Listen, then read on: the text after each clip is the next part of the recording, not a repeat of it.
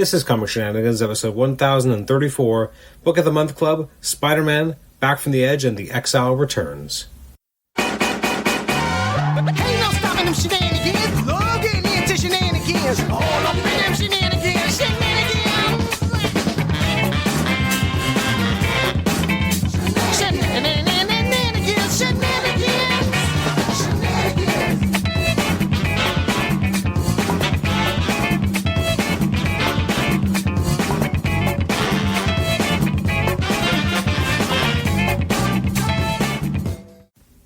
Previously on Comic Shenanigans.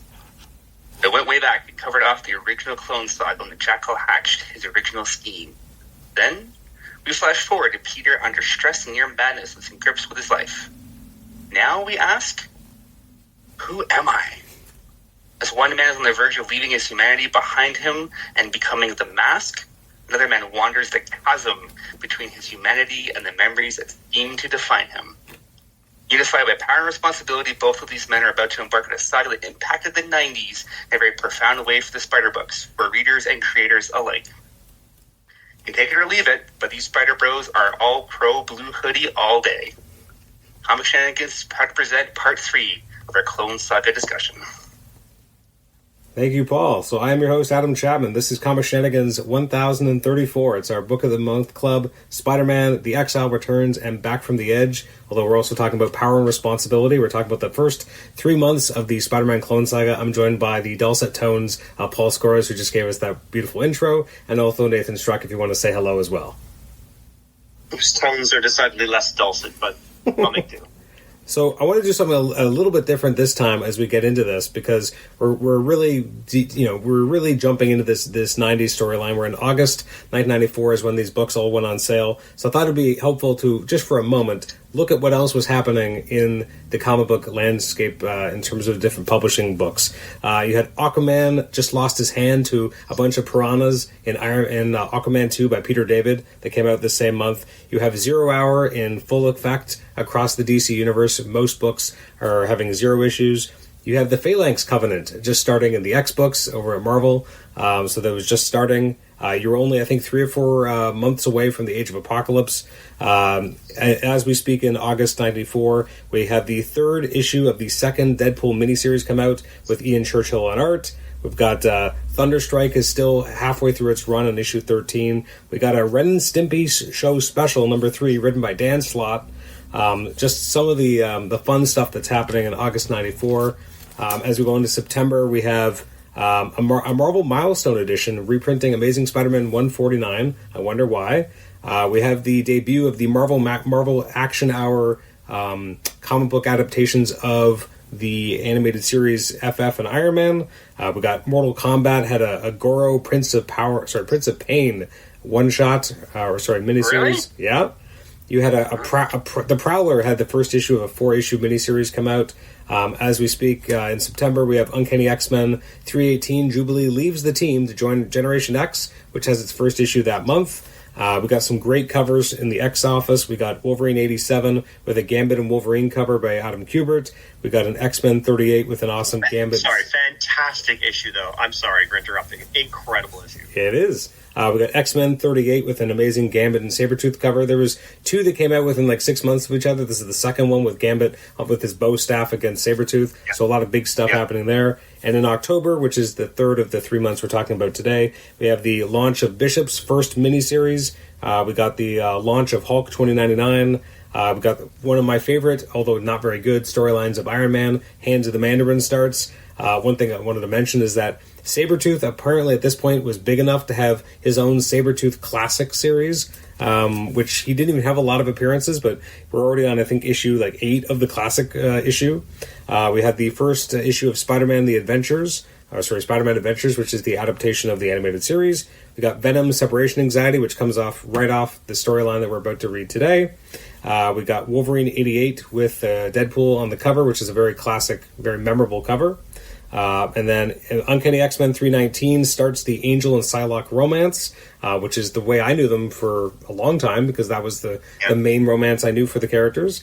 X Factor 109 begins Legion Quest. It starts here, or begins here. And then in X-Men 39, it was a nice issue focused on Adam X.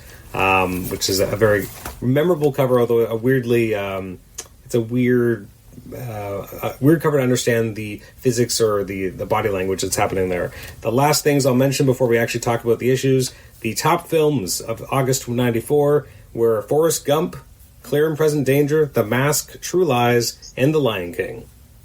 All good movies. Absolutely. And the top song for that month was Stay, I Missed You by Lisa Loeb. So, now that I've given you a lay of the land, pop culture, comic book land, that no one asked for, we can talk about the proper beginnings of the 90s Clone Saga, which really starts off in Power and Responsibility, which is this 4-part epic that goes between all the main books of the time, Web of Spider-Man, Amazing Spider-Man, Spider-Man, and Spectacular Spider-Man. Nate, what were your first Beginning the saga that will rock the Spider-Verse, as it says in the big splash on the cover.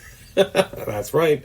So, Nate, what were your... you've obviously read this storyline before, but coming back to it now, given the context that we've just given it with reading the issues that kind of led up to this, did it change your feeling on this storyline? Did you enjoy the storyline? What was this for you? I won't speak as much to its situation, its positionality in larger pop culture. I suppose at least not right now.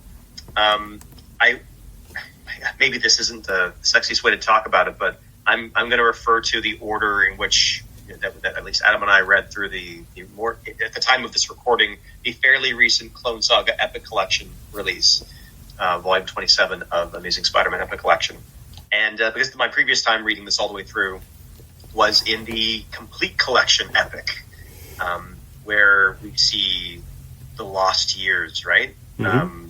The first story, and then we end up with some intro into the clone being kind of waking up in a vat, and then finally we get to the stories we see here. And I much preferred the chronological, like the actual chronological release. I should say this more correctly: the release order to the one that was in the Complete Epic edition.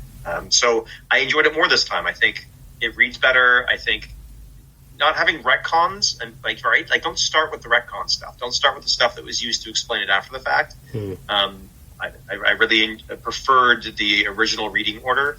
I felt that it just kind of flowed better. So that was my reaction this time reading it through. If that's much of a reaction, I know it seems very like analytical, but no soul to it. Do I like this? I don't know. I like parts of this. I don't know if I can overall say I like this. You're not wrong that, I mean, it definitely, the release order, so not the way that Paul unfortunately had to read it, because he's reading it in the Complete Clone Saga Epic, so he's having to jump around a little bit more to get exactly where we were. Yeah, it's interesting. The Lost Years itself is the one story that really ruins that reading, like doing it this way, doing it the way it was originally presented, because it's such a weird, because like my son was like flipping through the Complete Clone Saga Epic Volume 1 today, and he was like, what? Because he was confused, because Ben's saying he's the true Spider-Man, which was true at the time. But if you don't have that context that this was published at the exact, narrow period that he thought he was the real Spider-Man, then it really doesn't make a lot of sense. Like it's almost more confusing than not. And so kind of putting it at the beginning of reading this whole thing, you're right, it's adding a context clue that doesn't make sense. Whereas eventually, I'm hoping, and maybe it won't be in the eventual epics we get, because it's not called Amazing Spider-Man, it's not a crossover with Amazing Spider-Man, it is a separate thing that's a flashback, so I don't even know where they would necessarily put it. But if they put it in proper release order, at least then we'll be seeing Ben as Spider-Man, and then getting this flashback, so it will make more sense. I think we'll see it, right? I mean, it's a mini-series. It's really, I think, important to the flow of the overall storyline. Is it? I mean, it's a flashback. I mean, we see it all the time. I mean, in the X-Men epics, there's stuff that's not even really important. Like, magic is important for the new mutant storyline, obviously.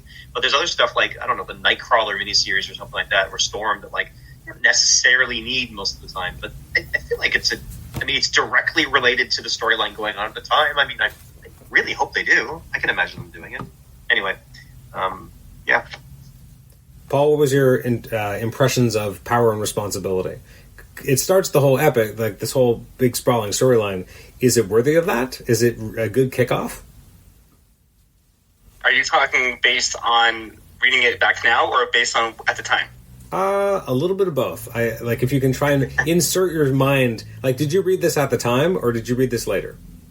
No, I think I came back to it because I think my whole beginnings of the Clone Saga probably stemmed from like 118, right, when we hit Exile Returns. Okay. Because obviously, you know, seeing the Scarlet Spider costume on that cover, I think it was a friend of mine who introduced me to it at the time that this was going on.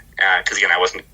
This was on the cusp of me getting back into comics, or getting into comics in general. Sorry. At that point, and like, oh, this is a really cool looking thing. So then I remember as I started grabbing books from all different parts of it, kind of piecemeal. I was actually sifting through my collection just the other day, is where I found those 4 covers that I showcased to you guys on text there. I think I have this. I have these issues apparently. I don't think I read them properly chronologically at the time. So now going back to it, reading it through in this trade format, and I have the complete collection. I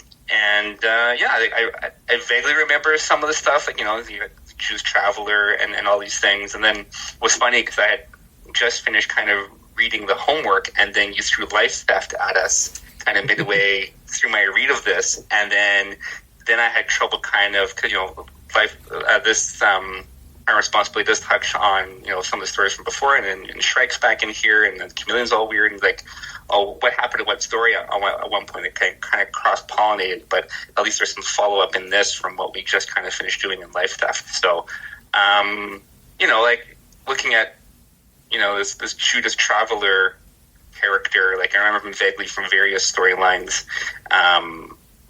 throughout the 90s, but it was like, I guess it's his first introduction at this point, isn't it? It is, yeah. I mean, Yeah. It's interesting. So one of my favorite resources, and I'll always mention it, is the Life of Riley Archives, which was done in the early 2000s with Glenn Greenberg, who's at this point a friend of the show. But at the time, you know, when I first read that was the first time I'd ever seen anyone talk about the behind the scenes of what the Clone Saga was. And he kind of says there that they had no idea who Judas Traveler was. No one knew. And he's like, that was basically something that was happening in the X office a lot at that time, is that they would introduce shadowy new characters, and then, you know, there'd be this sense of foreboding, and then nothing would happen. And that This is full of that. This is going on constantly in here.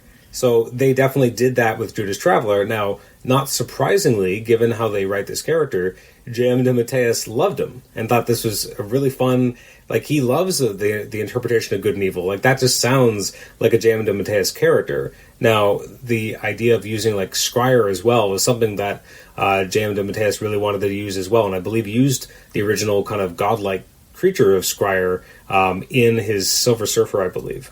So it definitely comes back because he loves that character. But yeah, they didn't really know what they were doing with this. So you just got the shadowy, brand new characters, and I guess to show how cool they are, like, he can separate Carnage from Cletus Kasady at will. And, you know, you have to establish bona fides really quick, right? So it's very understandable why they do that. It's interesting reading it again.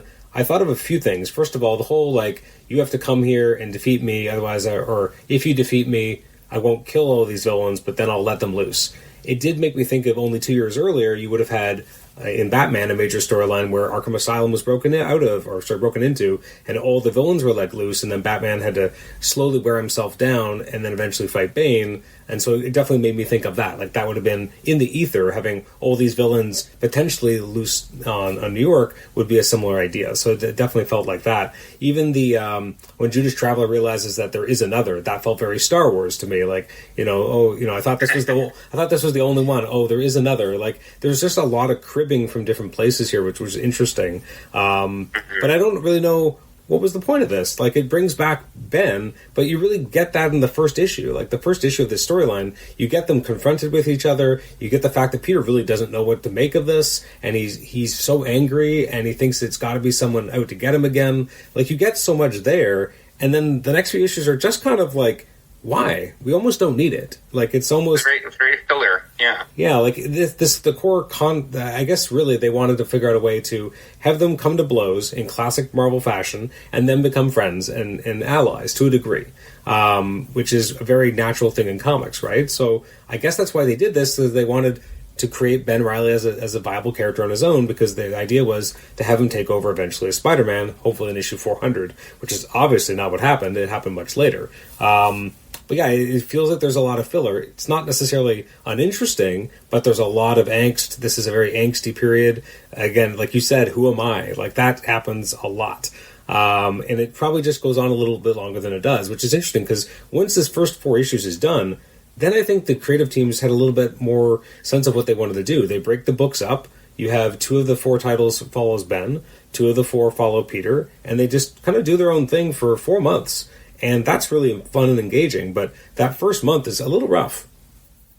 Yeah, I guess they're still trying to get their whole, like, situation sorted, right? I guess they came with a plan and they had all written down on their napkins and whatever else, and trying to figure things out. Like, even looking, in this issue, you see this entourage that Judas walks in. What's happening here? Who are, you got one chick in drag, one dude in a trench coat looks like a reporter, the other dude is like Johnny Blaze, or who was the other guy that was like in the 90s? Looks very similar to this guy. Yeah. What am I thinking here? I can't think of it, but I know what you mean. You know what it feels like? Are you thinking of Nomad, or what do you mean? Oh, Nomad, yeah, that might be it. Yeah. It does feel like these characters were like if ChatGPT or like AI art was like 90s generic, character. Like a lot of, certain archetypes are being used here, and not necessarily like, they stick around a little bit, but not much, and then they just kind of disappear. Yeah, it's like The Question and Nomad, and then like Lila Cheney, and the kind of the punk pop almost aesthetic, and then Chakra, who is very professionally dressed, but they're all these like seemingly crude archetypes of the mind or of mental aspects. And again, Chakra is a more obvious one, but then you have like again the detective gentleman, and you've got like the more kind of ironic punk kind of outsider who she has an ankh around her neck, which is kind of very much like Death from Sandman, and then you've got, I don't know, the loose cannon, the masculine Cobra, Sly Stallone as Cobra, right? Yeah, Mile 4, like, so the violence, the balance, the chaotic, the logical, and then in the midst of them is this incredible caricature, I would say. I mean, incredible, I don't mean in the sense of like good. The art, the drawing here, the design. Did Bagley design the costume for Judas Traveler? Did he say that in the interview, or was it someone else who did? I think it was someone else, but I might be Butler. He's kind of like Brave Star cowboy mixed with, I don't know, some sort of like the Marines. I don't know what his pants are doing. It's kind of these stripes. Maybe they're just like, or like an old Confederate Army outfits with a smock or a cape, and then the mustache, which reminds me of Bagley himself, that mustache, and then the long kind of, I don't know, is that mysterious hair, but very much like in this day and era where it's still very taboo to talk about mental health and needing psychology, psychologists, psychiatrists. And so this is the villainous depiction of the psychologist gone mad, right? The worry that some people have. Homer says to Marge, like, no, we can't go to a therapist because he's going to turn everyone against me, right? I'm going to seem like the bad one. And they're just there to take your money. Like all of these warnings about the witch doctory that a psychologist or a psychiatrist will do to you, to your head. And not a very gentle touch here, right? He's the mad doctor who's here to play with his playthings and torture the tenants of, or the inmates of the institution, threatening to set them free. No one's redeemable. There's even a panel here. Sal Buscema, that I'm trying to show you two, of the inmates just absolutely, right? Everyone's insane and violent. Ben himself is worried about his own mental state, and Mary Jane is kind of also having a kind of a breakdown, existential breakdown, and Peter's having an existential crisis, an ontological crisis about who he is. Should he monster? Should he be man? So there is a lot. You're right. It's a lot of heavy emotions, almost every page, a lot of angst, a lot of anger, and again, like very critical or negative, I would say, but pejorative towards people who have mental illness. And then I think about, Adam, you're talking about how this made me think about, or this is like referencing this or that. Then when you see No Way Home, and Peter says, I don't want to return these villains, quote unquote, to the timeline for them to instantly die. We have to save them. And some people say, no, like, they're villains, let them go. And he's like, no, it's not their fault. Like, everyone here is suffering from severe mental illness to one degree or another, or loss or trauma. It isn't right. We can't just, discard them. They're human beings. And so he wins the day in that argument, which I think is a very powerful and impassioned, very good Peter moment. Compare that much later text to this.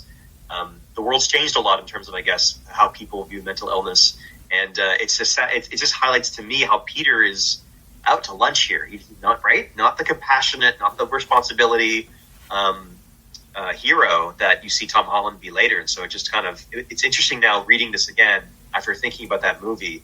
And that's a really good Peter story. And I feel like this is an absentee Peter story. And I don't love it. And I know what they're doing. They're trying to set things up so Peter is removed slowly from the comic. He's less relatable. He's less the Peter we love, so we can fall in love with Ben. And I did fall in love with Ben, but I am not sympathetic to Peter in these issues. I just get more and more disturbed or upset by him, and I don't feel good when I read it. Well, I think this is a big part of why Adam had us go back to Life Theft, to give us a little bit more context as to like Peter's headspace in coming into this, right? Because if you guys open this, we'll start here, right? You read this open, and it's like, yeah, why is Peter a big douche face? Like, so it's like it gives a lot of extra context, so I can appreciate that. Adam added that to the homework, so to speak. But yeah, a very interesting time. Like, even the power set of these individuals. Like, is this guy, able to, he's invulnerable, and he's causing this gooey cloud thing over the hospital, and like, Traveler, yeah. Right? Like, how many different powers does this guy have? Are they mutants? Are they enhanced humans? Like, there's so much, lacking of backstory. I don't want to drag on with Judas in this too much. I think we can all agree this is a very condensed story. You have, kind of this battle within the asylum, and then I guess as Peter's trying to win the day against Judas, he's also, like, you can tell they're kind of starting him on the path home for, I guess, the redemption part, right? And that's like where, I guess when we eventually get back to the Edge, that's the whole point of Back to the Edge, is getting him away from just being the spider, right? Like, he's trying to find his way back. It's kind of the early goings of him, getting to the cusp of madness, and then, at the end of this one issue, he's in a straitjacket and screaming at the top of his lungs because he's, still descending into madness to a certain extent, but, it's part of the turnaround, I think, starts here too. It is a rough go for Peter. Yeah, if you're a fan of Peter, these are rough. These are not meant for you.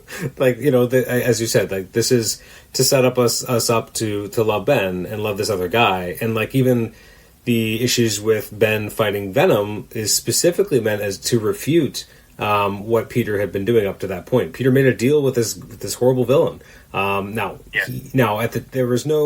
It was a couple years earlier, so no one had any idea that they were going to use that later. But they definitely ended up being able to seize upon that. Obviously, they couldn't have Venom go back to jail because Venom was a viable property who needed to have an ongoing. Yeah. So Peter, unfortunately, had to make a choice that did not make sense for the character to let this guy go free.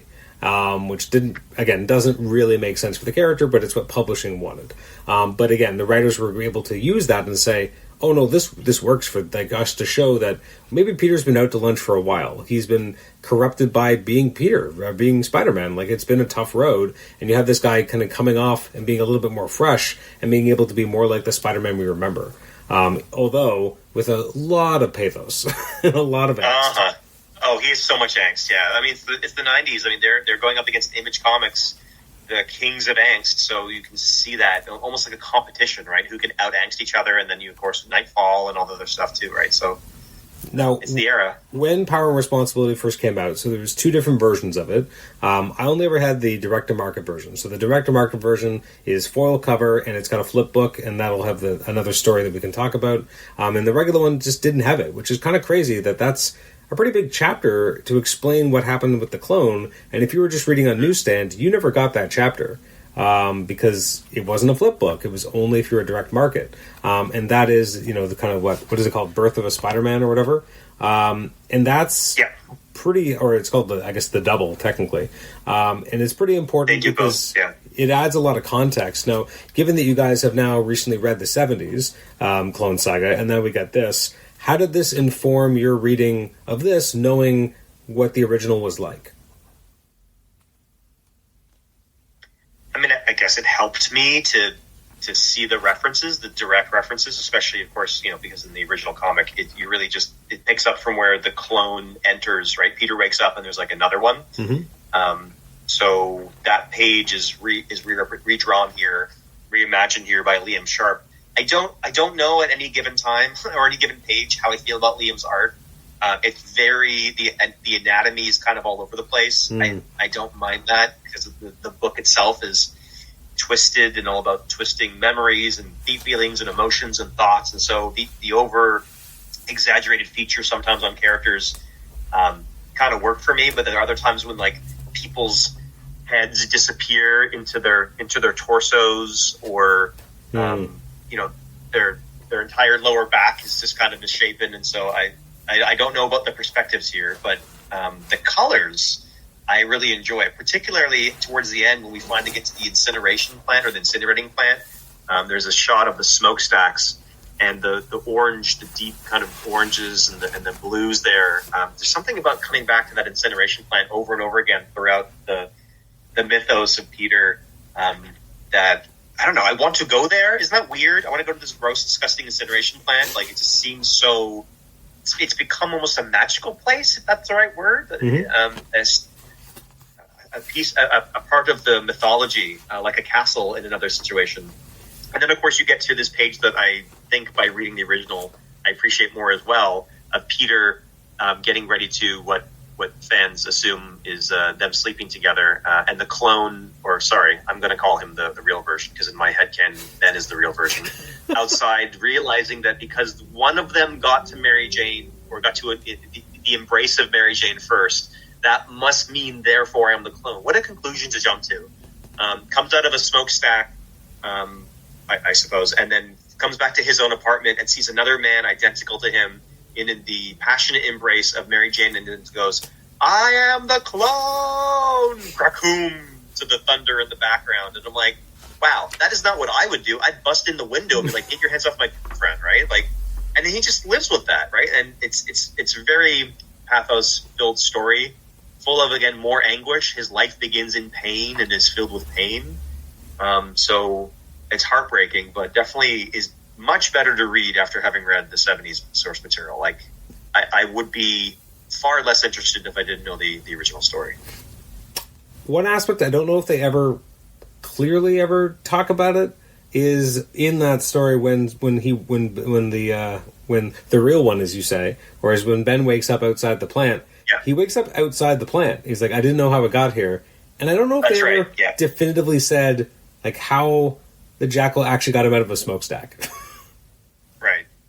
Or, I mean, you're left to think maybe the purpose of that was to say is how many are there, right? Is there still one in the smokestack and this is the third one? Well, that'll come into play later, obviously, because there is one in the smokestack, which also didn't really get explained either until a one-shot at the very end of the Clone Saga kind of hand-waved it away.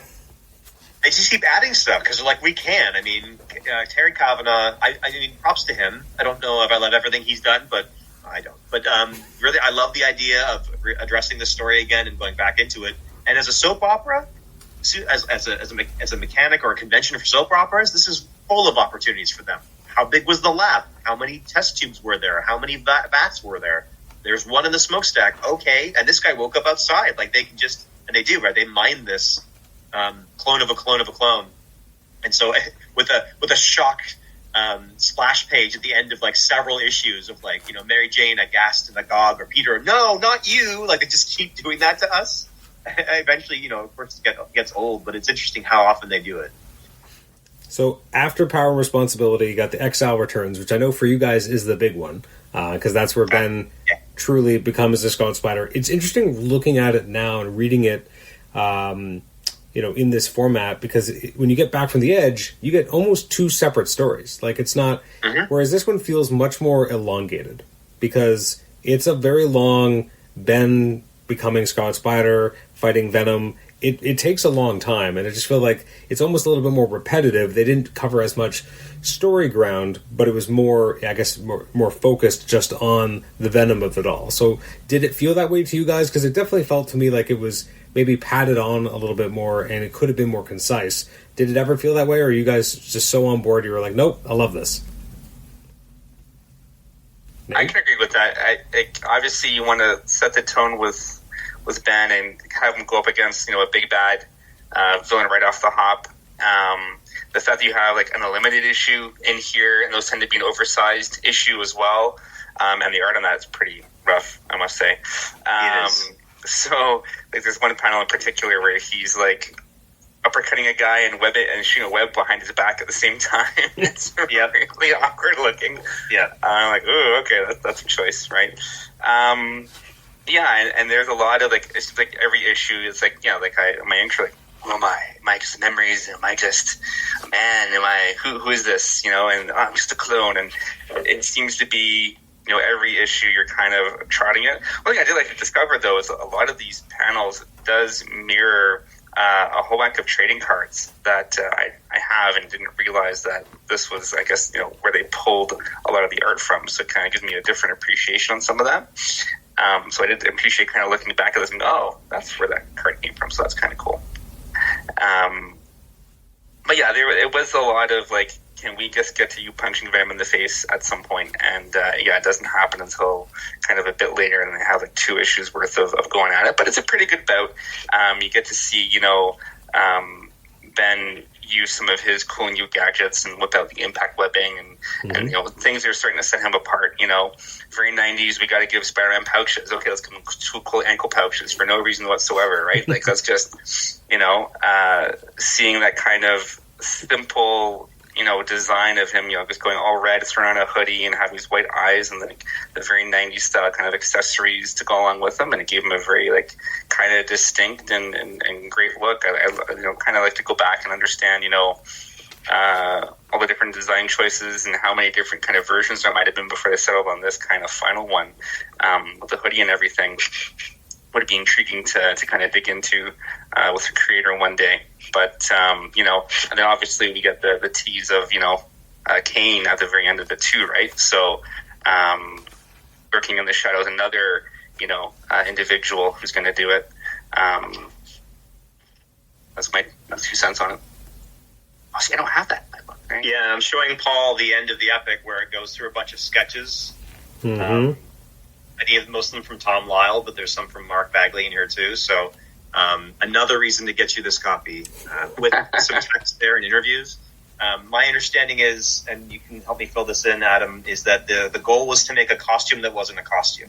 Yeah, it needed to look like it was something thrown together, but why he would keep wearing it is a whole other thing. But that was the concept. Do you think it achieved that, Adam? Does it feel like a costume that was just thrown together, a costume that isn't really a costume? Yeah. It is interesting looking at, like, when he first puts the hoodie on it, that he's just wearing a full red bodysuit. I'm like, that felt like almost a bridge too far in some ways. Like, if you were just throwing something together, would you have a head-to-toe red bodysuit? Maybe not. But, I mean, it's a fantastic design. I've always enjoyed it. I've always thought it would look great. I always loved the little flourishes, right? It's the web shooters that are on top, as opposed to kind of being embedded. It's just a very cool. You got the belt again. Everything about it is very of the time, but it works. It's interesting looking at the issues that, as I said, they are a little slow, but they are also trying to cover a lot of ground because they're essentially building this book into being the Ben Reilly solo book. So you have Ken Ellis as his, main foil, his Jameson, so to speak. Like, he's kind of up against this guy who names him and doesn't like the name and doesn't really like the guy. You have Betty Brant is kind of like he's around and she's, he's definitely like, oh, Betty Brant looks great. A lot of like, weird stuff like that. But like, it's trying to build him up to have a little bit more of a life of his own, and like him even having like the classic like someone falls off the bridge, but he saves them this time, and then if he wasn't here, that person would be dead. To try and kind of kickstart him realizing he has to stay in New York. Even it's always struck me as a little odd that the Exile Returns starts with him just at a museum, as one does when they're trying to leave the city and forget everything about New York. I'm going to go to the museum for a day. You know, like it's one of those oddities, but they try to paper it off with some of the thought balloons, which actually made me realize this does not work in a modern context because thought balloons aren't really a thing anymore. They don't really use them in comics. I miss them. And here, like I miss them too. You kind of need them because he doesn't have anyone to talk to say any of this stuff, and it would feel so forced if he was like talking to Ken Ellis. I'm such a fraud. Who am I? Like, it wouldn't feel right. Like, it's already purple, but at least it's purple in his mind, and you can imagine that someone would think that and not necessarily say it. You notice a small nod too, like. Obviously, it's not the logo, but he kind of has like a Yankees hat. But Peter's really a Mets fan, right? So even right then and there, you're kind of like setting him apart that he's, different, right? And actually, well, he's in the museum. Where's he going to buy his hoodie from? The museum at the gift shop, Right? It is.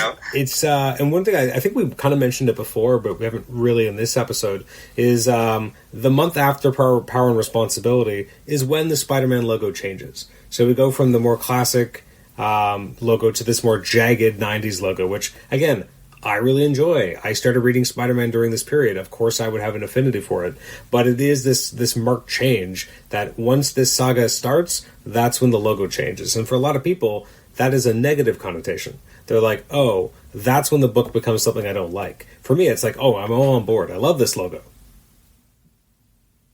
Yeah, it's like it's like Ben is a different spider, Peter's this kind of spider, Ben's like so to kind of denote themselves from each other. Even when he designs his own Spider-Man costume, he has the much bigger spider that goes across his body, comes back and beyond, kind of the same thing. It has like a cross, and they add kind of the angle to it in that design. So he always wants to be that extra little bit, different. Like he's the clone, but he's also his own person in a way. It's kind of, and that's the crux he keeps kind of balancing back and forth on.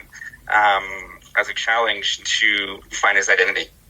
We got kind of lucky here too that when you look back on it, that when we were reading Pursuit, Web of Spider-Man was kind of the runt of the litter in terms of the art. The art just didn't.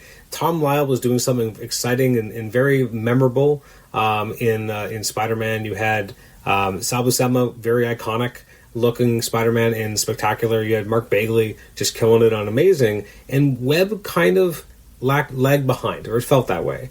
And then, was that an unfortunate pun that I gave? No, you dropped Mark. Mark has come up in different ways, and I just love your praise of Mr. Bagley. It's a friend of the show, Mark Bagley. I love to hear.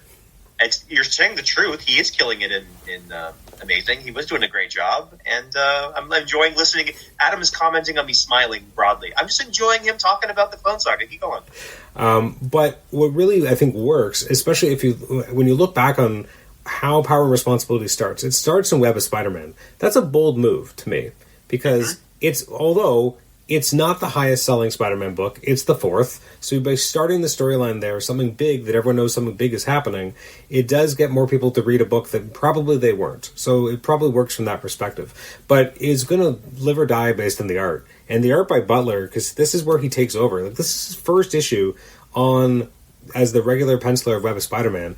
And he kills it. Like, it looks fantastic. Yeah. Like, he's right up there with Bagley for me in this storyline in terms of how iconic looking his Peter looks, how good his Spider-Man looks. Like, it's just, he just hits the ground running. And again, he has a lot of stuff he has to do. He has to first, even if he didn't create the Judas Traveler and the Host, character designs, he's still the first one who's actually going to show you what they look like. So he has to grab you right off the top. And I think he really succeeds. And I think the storyline was much better for it. And I don't know, if you didn't have Butler, I don't know how well this would have started. Because that first issue, when you get that first page of the clone and Spider-Man just looking at each other, like, that's a really iconic moment. That's a fantastic looking moment. And he sells it. And a lesser artist couldn't have done that. Yeah, I agree. Like, I'm jumping back and forth in the collection and just looking at 118, and his work in Web of Spider-Man 118 is still really, really excellent. Reflections in mirrors and in cars and sheens and musculature and veins and venom. Backgrounds are all detailed, buildings and perspectives. Like, this is him after several months, and he's still doing great work. Like, going back and re-examining these, he's really standing out for me. Like there are times when I'm liking his stuff more than Bagley's, which I never thought I would say or never thought I would think. Mm-hmm. And for me, the EXILE Returns is really just Web 118 and Spider-Man 52. Like, I know it continues on after that, like you're saying, but I think we really get everything we need here. We get his decision to stay, at least for the time being. You get a costume, like you said, he saves it. He saves, quote-unquote, a Gwen Stacy kind of damsel from falling off the bridge. You also notice in Spidey 52, in the cover, Stanley presents Spider-Man crossed out Ben Reilly in. Yes. And that's the only issue of the 4 parts that does that. Mm.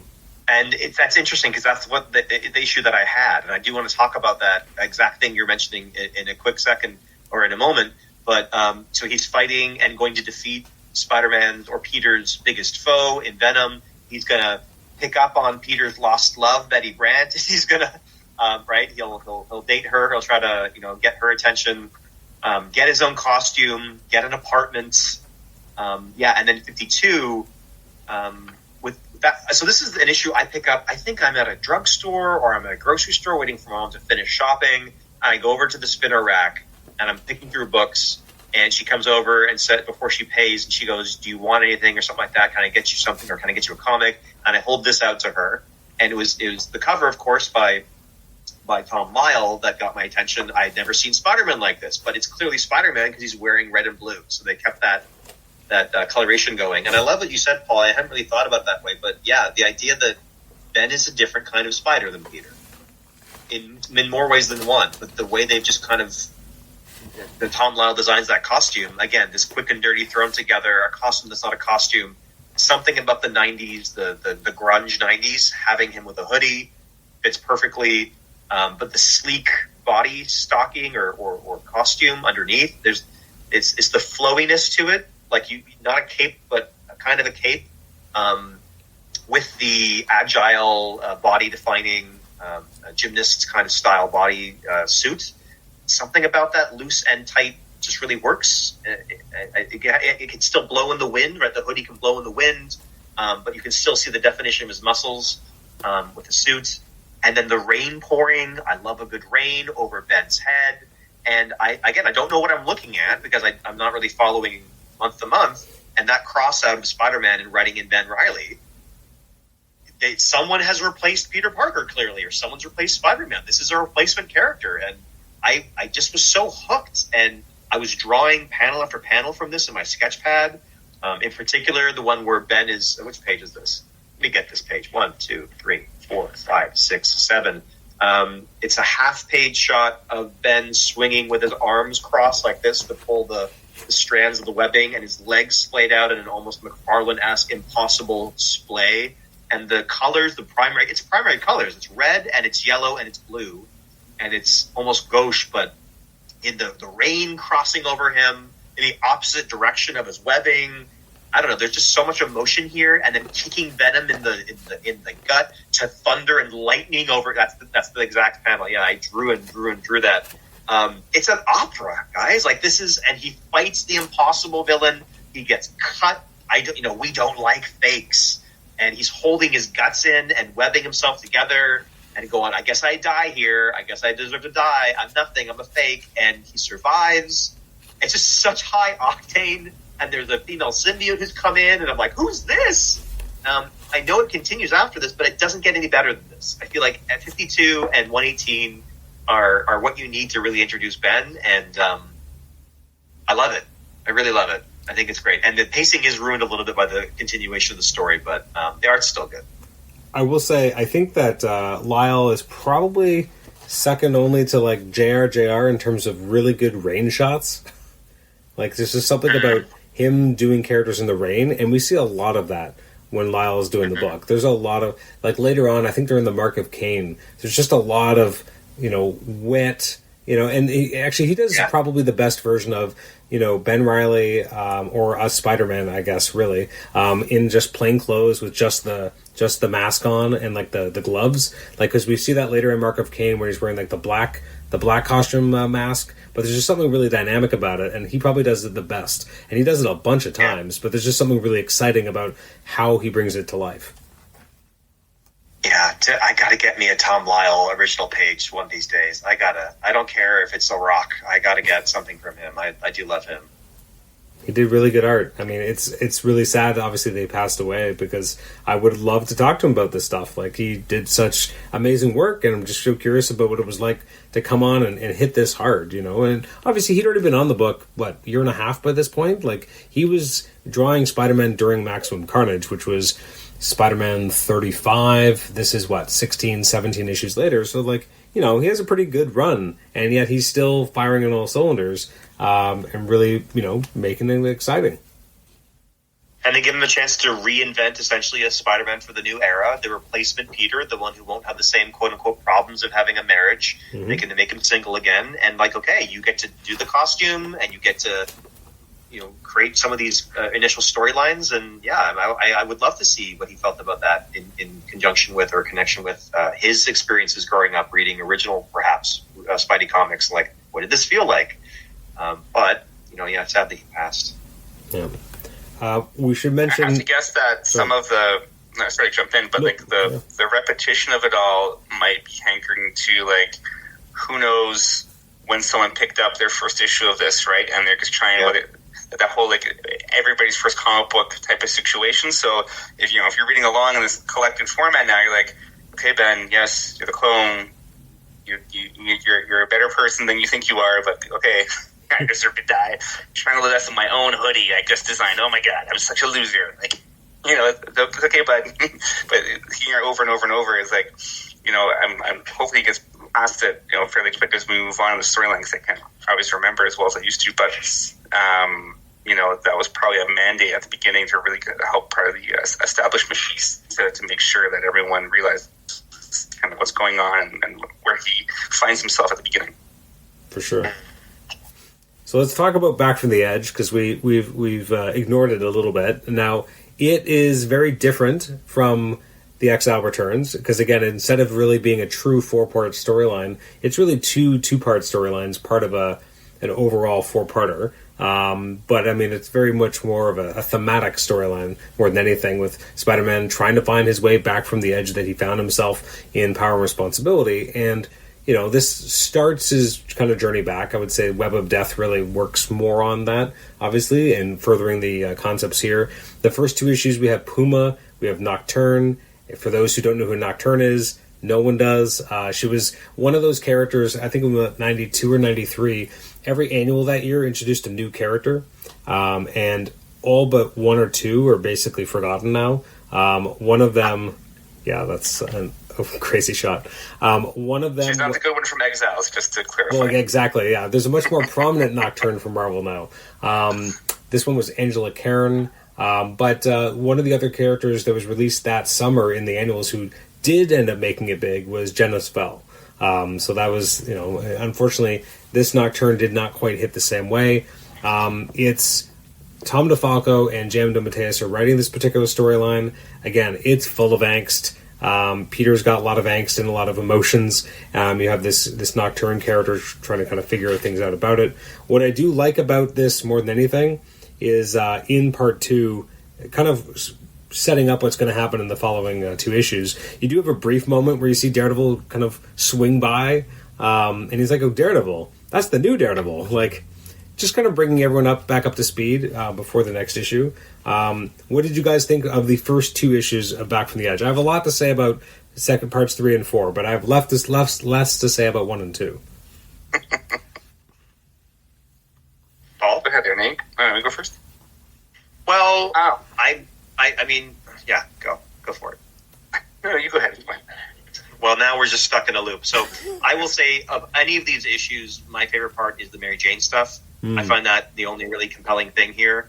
I love to see the black costume, armor, Daredevil stuff, and I think you had mentioned this in the Mark Bagley interview, or one of the interviews, Adam, that you feel, correct me if I get this wrong, that of all the people to draw the costume besides McDaniel, that you think Bagley does it is one of the best, if not the best. Mm-hmm. And disagree with that. I mean, he's, you know, Buscemi does an admirable job, but I really, really enjoy Mark's black costume for Daredevil. So those visuals are nice. But at the time, maybe as a youth, I mean, what did I have? I had $3.95, and so I enjoyed the Mark Bagley art. Again, more rain, but I wasn't as interested in the Mary Jane storyline. Now, as I guess an adult, I am only interested in it. I think the fact that she gets an arc is great. I think she's been put through the ringer, feeling abandoned by Peter, and she is, but she shows an inner strength and goes to try to reconcile with her family and figure things out. And kind of, I left things on a bad note, and we don't connect enough, and I really want a relationship with you, and I want a relationship with a nephew. And there's just a page that Sal does really well in. Shoot this as I flip. This is Spectacular 218 that I'll try to show you too.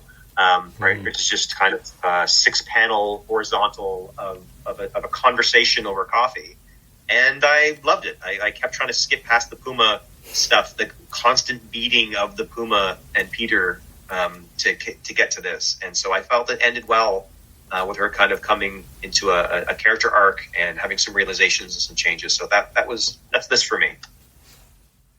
It's interesting, that particular issue of Spectacular was written by Tom DeFalco, and he was the one who really started layering in this backstory for Mary Jane to begin with, back in the 250s or so, with Ron Friends. So it makes sense that he would have a more deft hand at really exploring what's going on with her and Gale, and being able to explore that more, because he's, again, the one who kind of brought that backstory up to begin with. So it felt very natural to see him kind of going into it more. When you have DeMatteis writing those components, it feels a little bit more heavy-handed, it feels a little less natural, and feels much more kind of to make a point, because he's just a different type of writer than Tom was. But it's interesting to kind of see how that exploration of Mary Jane kind of continues. Again, in this Spectacular, 219, again, because it's a Tom issue, it does feel like you get more meaningful exploration of MJ there. Yeah, that's a good point. Yeah, it's very melodramatic. All the stuff, most of the stuff with DeMatteis, she's crying or seeing ghosts, and the DeFalco stuff is a bit more real. So I never had this or read any of this. Like, it's not part of my collection. So, like, for me, reading it now was kind of for the first time. And, like, knowing what I know now, it's like, in the chronology of it all, it's almost in a weird spot. I feel like you almost could have done this instead of the whole Judas Traveler piece, because this feels more of a direct sequel to some of the stuff they were working on in Life Theft. The Wiltshire back and Ray Owsley stuff, and the Puma part's weird, but there's a lot of stuff in here I feel could have been an easy kind of segue to really truly begin, Peter's going back. But they may want to pad it out a bit more, I guess, from a story perspective. But, considering how much real time has lapsed at this point, they hit these issues between when Life Theft was published, it's kind of an interesting kind of circling back to that to kind of maybe finish it up. It's interesting reading, again, back from the Edge parts 3 and 4, because in a lot of ways, Chichester never wrote a Daredevil, once Matt Murdock had the armor on, it was a very angsty-filled book. It was turned up to 11. McDaniel's art was insane, not always coherently insane, but generally insane and over the top. And so here we get these quieter moments with Matt that we never got in the main book, and much more almost introspective that, again, we ever got in the main Daredevil book at the time. Even, I think this is my favorite version of the Owl. I would say it's actually not really representative of who that character usually is and has been for most of his history, but this will always be the version I love because it was the first one I read. So I read, Amazing Spider-Man 395 was a gift. I guess it was probably my 11th birthday, and one of the things I got was Amazing Spider-Man 396. I loved it. I loved Daredevil in here. I thought Daredevil was awesome. I didn't realize he had a former costume. I didn't realize this was anything different because, again, I had barely read any comics, but I was starting to read comics, and I really loved this. I remember liking it so much that I went to the newsstand to get the next chapter because I wanted to find out what was going to happen in Spectacular Spider-Man. So I have that original kind of newsstand version somewhere. So that this was extremely impactful to me as a young fan. Again, so many of these pages, they're burned into my memory. Those first few comics, like you said, Nate, with that Spider-Man issue, that every panel because you drew it all the time and you read it so much. When you had only a couple issues, you read those issues over and over and over again. Yep. And that's how I felt about Amazing Spider-Man 396. Like, everything about it. To being able to talk to Mark Bagley and be like, this book meant a lot to me. Like, I know you've done every issue under the sun and you've done a million comics, but this one will always mean something really special to me. And so being able to read it again is always a pleasure because it's just so good. It's very over the top. It's very melodramatic. Like, all the stuff, even about Matt being like, you have to kill Peter Parker now, and all this stuff is very over the top. But when I was a kid, I was like, yeah, like that's intense. Like, that's, you know, that's, I probably would not have said that's so metal, but it has that kind of that connotation of the time. And I love how by the end of that particular issue, Matt Murdock realized like maybe he made a mistake. Like, he shouldn't have told him this. He shouldn't have told him to kill Peter. Like, that was not the right call. It's a fascinating exploration of Matt as a character because we get a little bit into his mind, but not really. And so he's kind of being an asshole, right? Like, Peter's in pain and a tremendous amount of pain. And he can't just say, you're right, I'm Matt. You know, he can't just let his guard down and be like, no, you're right, I'm Matt, and we can talk through this. He's still kind of got to have that veneer up for some reason, and he's giving some terrible advice, but it's kind of what Peter needs to hear too, because it's kind of what Peter wants him to say. He's like, I'm trying to kill Peter, I can't kill him, you killed Matt, how do you do this? And even Matt saying like, well, if I was Matt, which I'm not, this is what I would do. Like, it's really interesting. The art is, again, brilliant by Bagley. The Owlsley and Vulture stuff is really interesting because it's much less of a Vulture story than it is an Owlsley story, who's, again, not a Spider-Man character typically. He sometimes shows up, but he's typically not really a character we see a lot in Spider-Man. So I just really liked it. It did feel interesting to me that this was the first time we saw Vulture after Life Theft, and when I first read this, obviously I had no context for that. After Life Theft, he's catatonic, right? Like, he's not really, we only see him in one image, but it makes it look like he's not really there. And now here, he's pretty much back to normal. Like, he's got his senses, so I feel like we kind of missed something off panel, that they didn't really explain how he is back to kind of normal. When you do get into Spectacular Spider-Man 219, love that cover, very dynamic. The colors are really interesting in terms of the lighting.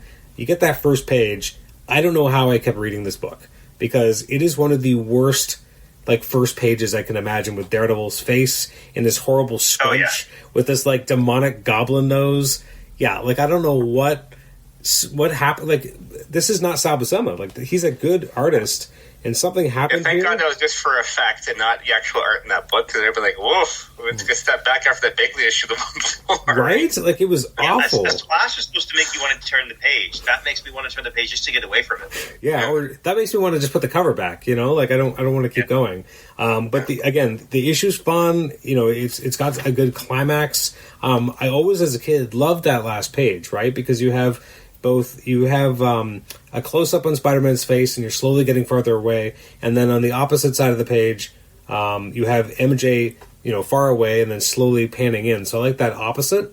And you have MJ excited about the future and Spider-Man realizing that the antidote he just took was a fake. I thought this was a great way to end an issue. Like, this made me want to read what happens next. Because MJ's about to say something, she's excited, and everything that she's about to say makes sense now as to why she wanted to reconnect and fix things with her family. Spider-Man realizes, you know, yes, I may not want to kill myself anymore, may not want to kill Peter anymore, but I'm gonna die. Which is a very classic Peter moment, right? Like, he finally gets his mind right, but his body's about to fail him. That seems very classic. So, anyways, I love these two issues more than I should. They may not be the best, but I love them anyway. Well, I mean, I hope you don't think we gave this short shrift. We're trying to avoid this one. It's just kind of, it's the last story in the collection.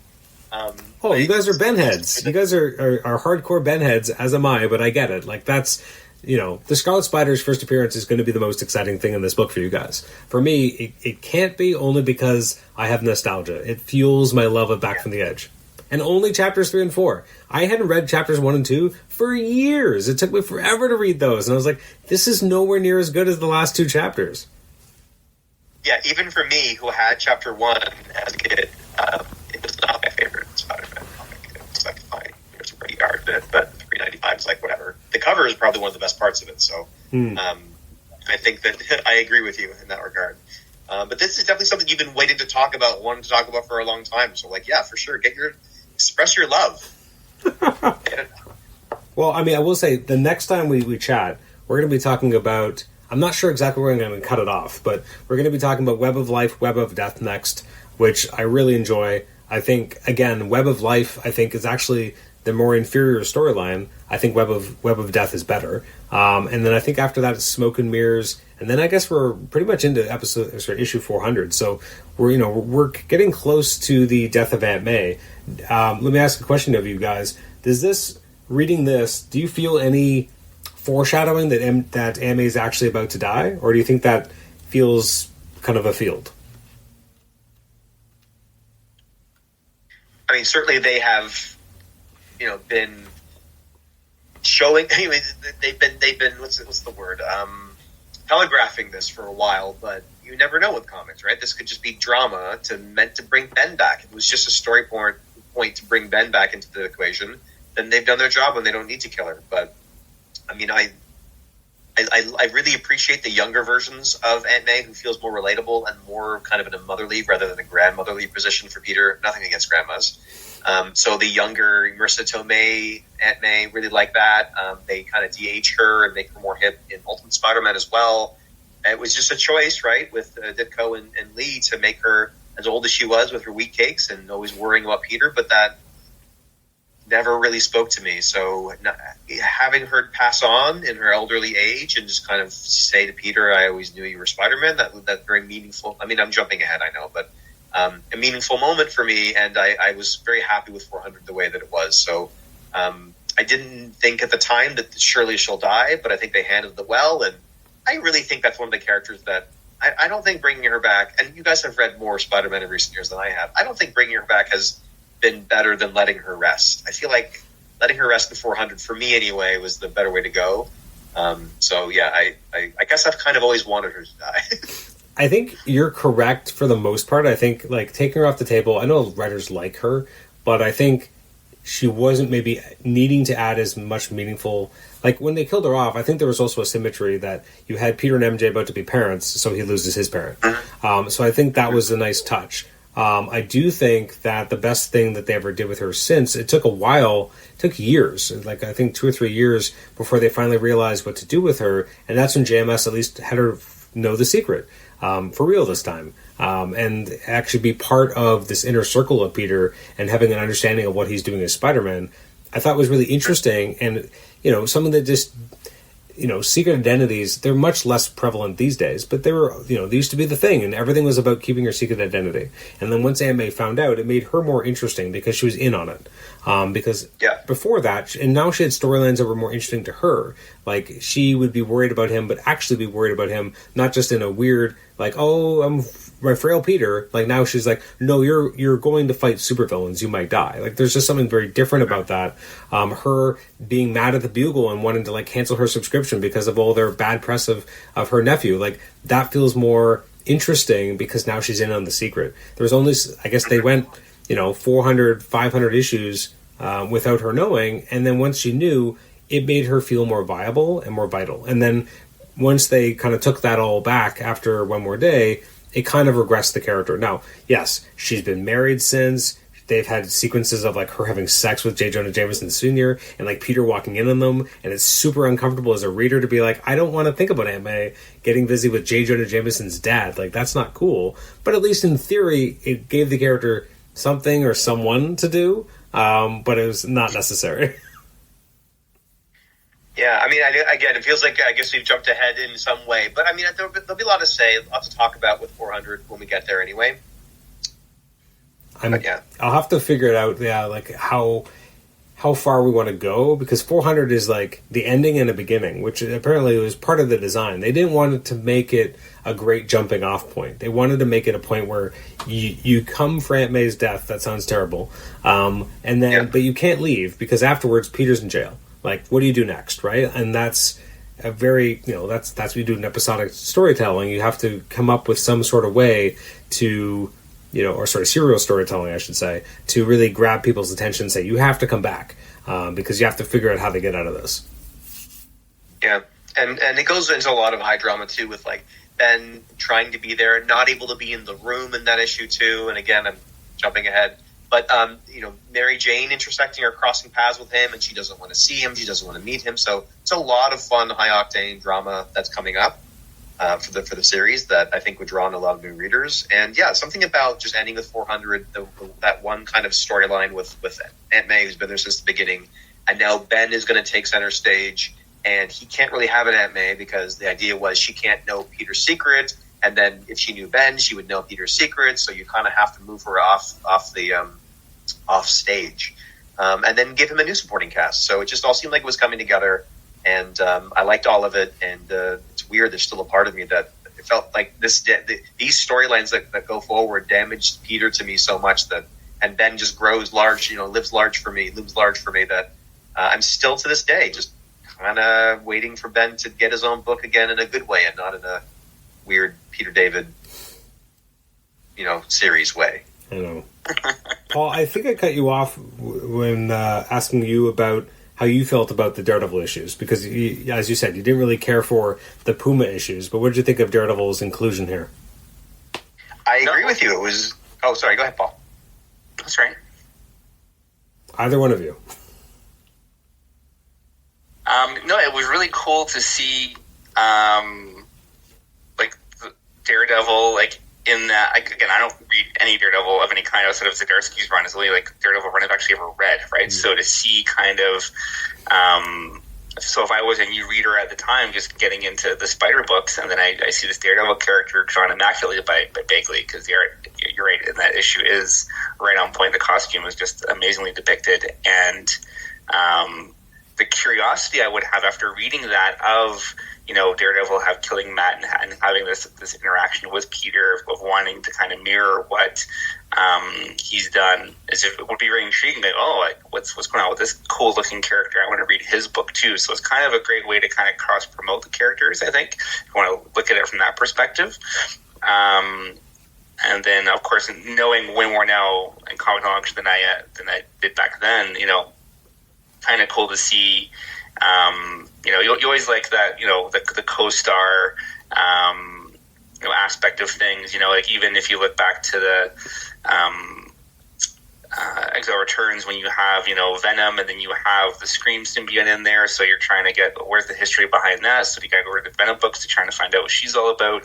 So, it's very, and, this is before a time I know they still have, read this issue or go see this issue, but I don't think there's a lot of that, the footnoting, really given here. Was there? Or did I miss it? No, I don't think there was much, actually, now that you mention it. Yeah. So that's, I guess, it's maybe a slight miss for when it was published at the time. But yeah, I do always enjoy kind of ways to expand the universe and have everything kind of be connected in a way, that this world building, because it's a big part of the kind of media we live in today. So I always appreciate that in material. And I was going to say, I don't really have much to add, Adam.